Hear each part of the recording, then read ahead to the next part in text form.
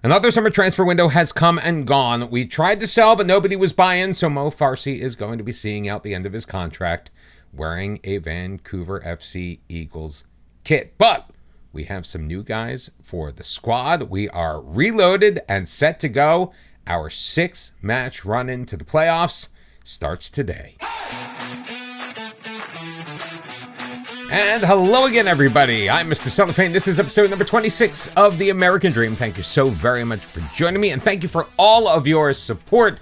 And this could be my pre-video reminder to hit that like button and subscribe if you have not. A couple of outgoings at the end of the window. We talked a little bit about this last episode. Elliot Simmons is on his way back to England. He signed a deal with AFC Wimbledon. We got $78,000 for him. Maybe we could have gotten a little bit more value, but he's going to be making $3,000 a week in his home country. The 29-year-old going home. Again, he just was not really contributing as much for us this season. Wasn't seeing as much playing time as he had in the past, so we're going to let him see out the twilight of his career in jolly old England. We have also parted company with 34-year-old goalkeeper Callum Irving. The former captain of the club put in some nice time here, but sadly, we needed to get his wages off of the books. He was our third-choice goalkeeper. He was not even factoring into any of our friendlies, so we decided it was just time to cut bait. Could we have gotten a fee for him? Maybe. Not really a lot of trade value for the 34-year-old. He's on his way to League One British Columbia. He is now contracted to TSSFC. Godspeed, Callum. Now for the players coming in. Now this was a bit challenging because most players worth anything would look at us and say, yeah, no interest. You guys cannot meet my financial demands. So it was a bit like combing for a single grain of sand in the desert. We have picked up, he's a center back by trade, but we're going to be training him to be our ball-winning midfielder. It's 25-year-old American Hayden Sargis. We got him in. $750 a week is a little on the pricier side for someone that is of middle age, at least for Football Manager purposes. But we think he can definitely do a job for us. A decent amount of pace. He's 6'1". Great jumping reach in the middle, and his positioning defensively was really what attracted us most to Sargis.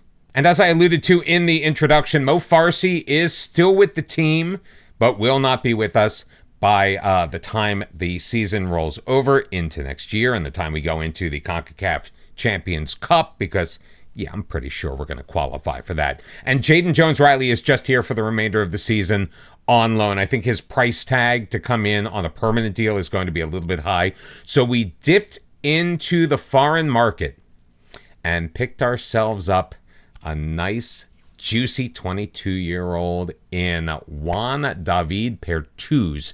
He's not as speedy as we would necessarily like, but his tackling ability, his work rate is just off the charts.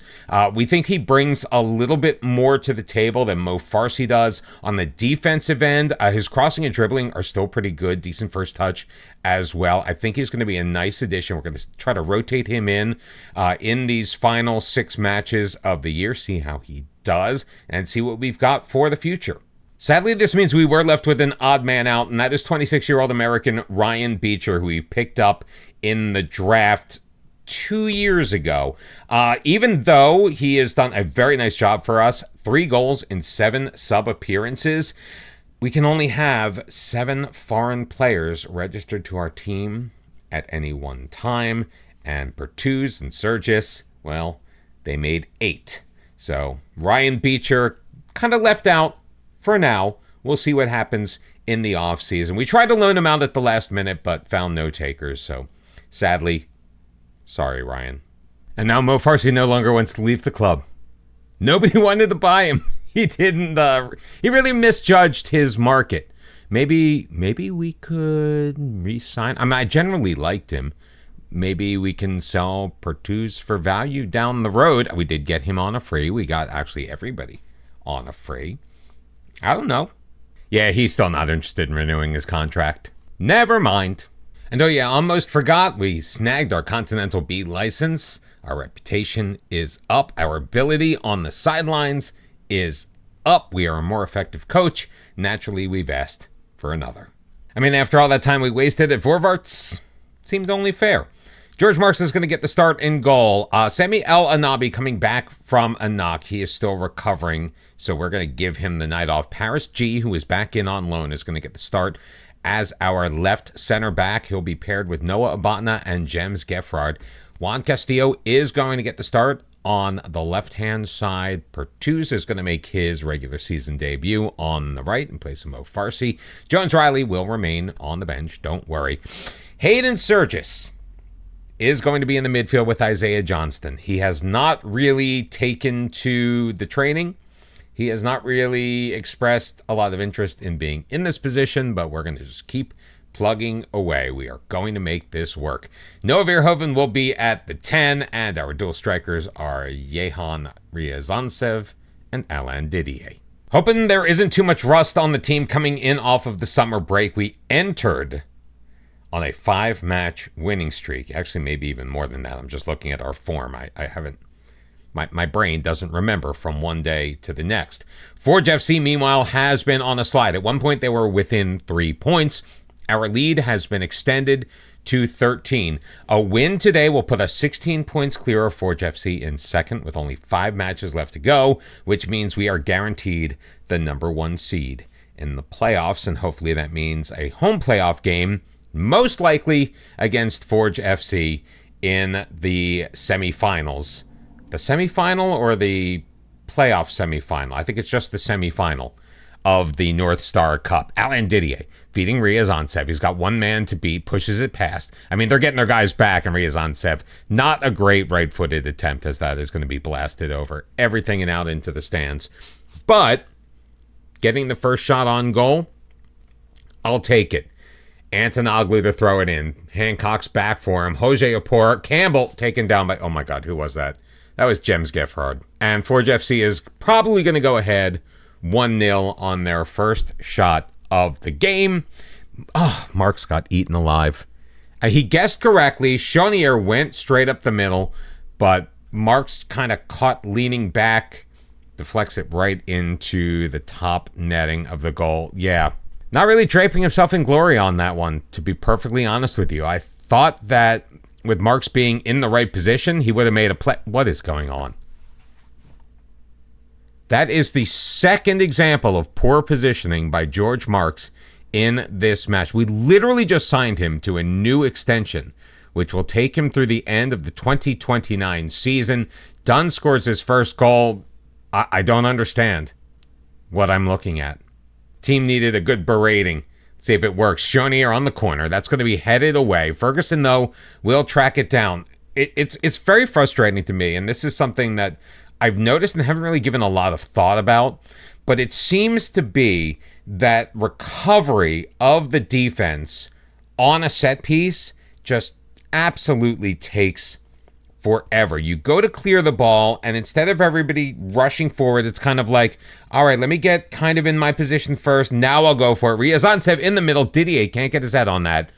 Pertuz taking it deep into the middle. Noah Verhoeven and Juan David Pertuz with the assist in his debut. 8th goal of the year for Verhoeven, and Vancouver able to claw one back with just under 5 minutes remaining in this first half. Pertuz, already on a yellow card, which I don't love, is able to find Verhoeven in the middle, who pots it home past Pinthus. First shot on target of the match for Vancouver FC. Can we tie it up? Ryazantsev sent in. Sergis just could not get that header on target. Good attempt, good look. Not a bad delivery by Ryazantsev. Maybe a little less loopy, and Sargis could have gotten a bit more power under that. 2-1 in favor of Forge FC. Again, just one shot on target. Let's go with no gesture so we can gripe about their shooting. Hayden Sargis on a 6.7. It could be worse for someone who is playing somewhere they don't necessarily want to play, but we are going to keep going with that experiment. I mean, losing the Forge FC is not the worst thing in the world. Obviously, it could start a snowball effect, so maybe we end the experiment, at least for today. Pertuz is feeling a little tired. Jones Riley is going to come in for him. I was thinking we didn't really have many options. We can't really use Matteo Schiavone there because we need him to come in our midfield as our ball-winning midfielder. And Ryazantsev feeling nervous, so let's bring in the motivated Mohamedou Kane with 25 minutes left to go as we are chasing this match. Go a little bit more positive, demand more from our team. Paris G not having a great match on the defense either. The rain has started to fall here at Willoughby Community Park as we are in control. 12 minutes to go. Schiavone up the right wing, chasing it down. Jones Riley, he's got Didier, who cannot hit the target. Dunn getting in the way. So Dunn doing things for Forge on both ends, scoring a goal and forcing the corner. Again, not really doing things on set pieces. Shonier leaving it short. Kayagari bottled up along the far side, but he gets it into Shonier. Jones turns. He's got a man on him. It's Schiavone. Shonier. Kayagari. Come on. Oh, guys. That was a debut goal, by the way. And Nate Jones on the corner makes it 4 because why not? 1 minute remaining in stoppage time, and we earned nothing in this match today. Beautiful delivery. Jones comes charging in, near post, beats George Marks, who has probably his worst, if not the second worst match of his season. He only managed 2 shots on target. One of them found pay dirt. It was a beautiful play to Noah Abadna, but we just did not deserve to win this match. Kudos to Forge FC for a well-played game. Yeah, really have trouble saying that with a straight face. I honestly believe bringing Paris G back into the game day squad, putting him as part of our back three, was a mistake. Ryazantsev feeds Didier for the first goal of the match. It's Vancouver FC 1, Halifax Wanderers 0. Waning moments of the second half, Didier with it again. Finds Noah Verhoeven, plays it back for Didier, moves it to his left foot, puts it past Vakla for his second of the match. Sarjic getting involved, playing it to Isaiah Johnston, flipping it up the left wing. Zorhan Basong in the middle to a cutting Yehan Ryazantsev to make it 3-0. And then Zoran Basong involved one more time. Didier feeding it across, picking up the assist. Second goal of the year for Zoran Basong. 2 goals, 1 assist for Alain Didier, named player of the match. We bounce back. Forge FC ties. We are 12 points ahead with 4 to play. 5 changes made for a road BC derby with a chance to take the top spot. What could go wrong? Except 19-year-old Brian Watson scoring his first career goal off of a corner.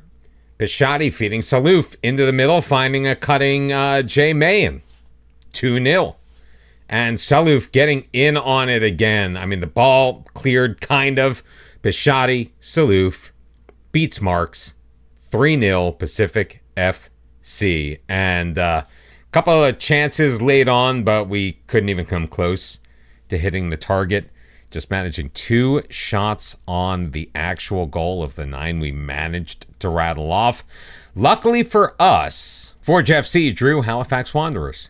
So with 3 matches left, we find ourselves with an 11-point cushion, and we have backed into qualifying in first place for the North Star Cup. With the top spot secure, we started Stuart Murray in goal. Wasn't a lot he was going to need to do. Off of the corner, Gaffard leaves it to Sargis, picking up his very first goal for the team. From the spot, ice in his veins, Isaiah Johnston puts us ahead 2-0. And in the waning moments of the first half, a header off the corner from El Anabi for his second goal of the year, put us ahead 3-0. We took that into the locker room. We did not need any more. 7.3 rating for Stuart Murray. Faced 3 shots, saved them all. Our future may be secure if you base it on one 90-minute performance. I'd love to tell you how we played in our penultimate match against Valor FC on the road. However, we saw one highlight the entire match. It came 78 minutes in. It was us taking a corner and failing to convert. 6 shots to 8. No score. Really nothing else to say about this one. So entering our final home match of the season, a chance to set records for number of wins in the season and number of points. Castillo feeding Didier in the first 3.5 minutes of this match. Looked like we were on our way. Jim Crawford, great defensive play. Dos Santos, though, gets it back. Beautiful back post feed to De Rosario to tie things up at 1 in the 51st minute.